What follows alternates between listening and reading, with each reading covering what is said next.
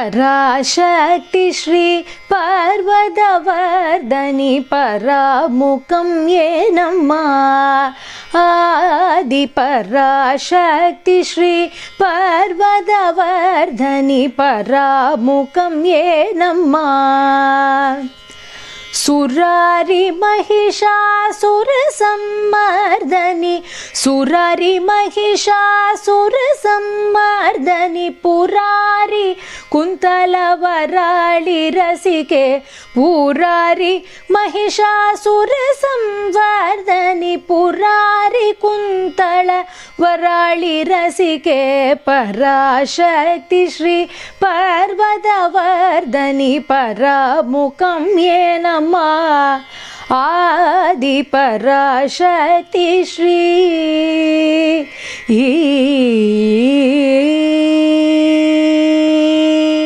அனைவருக்கும் இனிமையான வணக்கங்கள். ரொம்ப முக்கியமான ஒரு அம்பிகையை பத்தி இன்றைய தினம் நம்ம ஸ்மரிக்க இருக்கின்றோம். அந்த விதத்துல ரொம்ப முக்கியமான ஒரு ஸ்வரூபம் கன்யகா பரமேஸ்வரி அப்படின்னு சொல்லக்கூடிய ரூபமானது. இந்த கன்யகா பரமேஸ்வரியாக பெனுகொண்டா அப்படின்னு சொல்லக்கூடிய இடத்துல அம்பாளானவள் வீற்றிருக்கின்றாள். வரும் பக்தர்கள் அத்தனை பேருக்கும் அருளை வாரி வாரி கொடுக்கும் தெய்வமாக இவள் இருக்கின்றாள். கற்பக தருவாக இருக்கின்றாள் என்று சொன்னால் மிகையாகாது. அப்படிப்பட்ட கன்யகா பரமேஸ்வரி இந்த பெனுகொண்டாவில் எப்படி தெய்வமாக வந்தாள் என்பது ரொம்ப அற்புதமான ஒரு கதை. ஒரு சமயம் என்னாது அப்படின்னு பார்த்தா, அந்த பெனுகொண்டான்னு சொல்லக்கூடிய இடத்த குசுமசிரேஷ்டர் என்று சொல்லக்கூடியவர் அரசாட்சி செய்து வருகின்றார். அவருடைய மனைவி பேரு குசுமாம்பாள் என்று பெயர். இவர்கள் இருவருக்கும் குழந்தை இல்லை அப்படிங்கிற குறை வெகு காலமாக இருந்தது. குழந்தை இல்லை அப்படின்னு சொன்னா குருமார்கள் சில ஆலோசனைகள் எல்லாம் சொல்வார்கள்.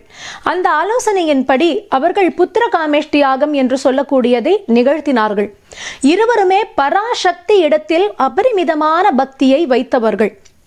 அப்படி இருந்ததுனால மனமுருங்கி பராசக்தியை பிரார்த்தனை பண்ணின பலனானது அந்த ஆதி பராசக்தியானவளே ஹோமகுண்டத்திலிருந்து தோன்றினாளாம்.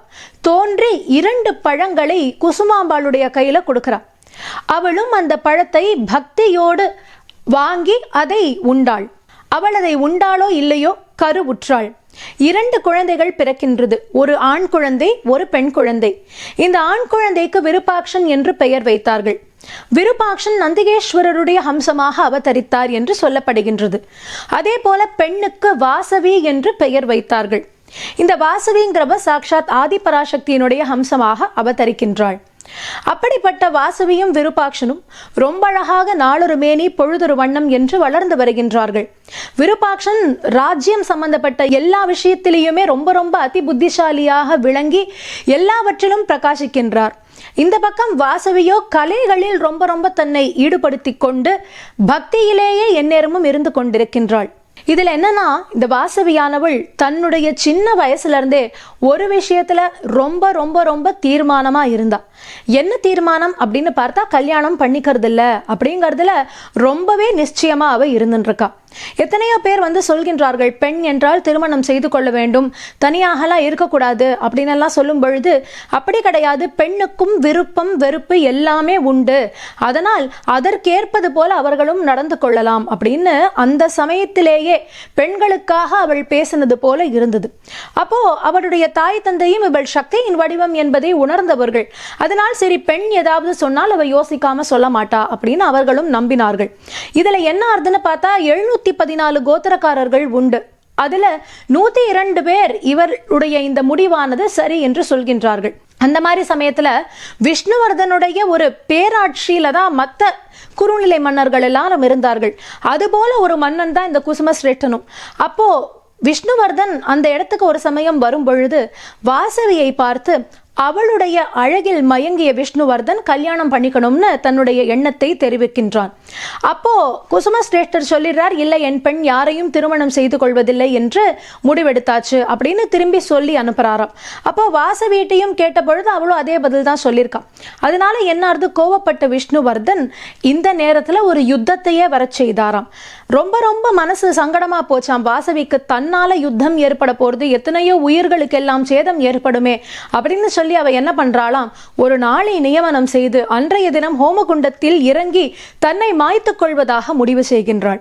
அப்படிப்பட்ட வாசவியானவள் ஹோமகுண்டத்தில் இறங்கும் பொழுது அவளுடைய முடிவு சரி என்று சொன்ன 102 கோத்திரக்காரர்களும் சேர்ந்து இறங்க தயாரானார்கள்.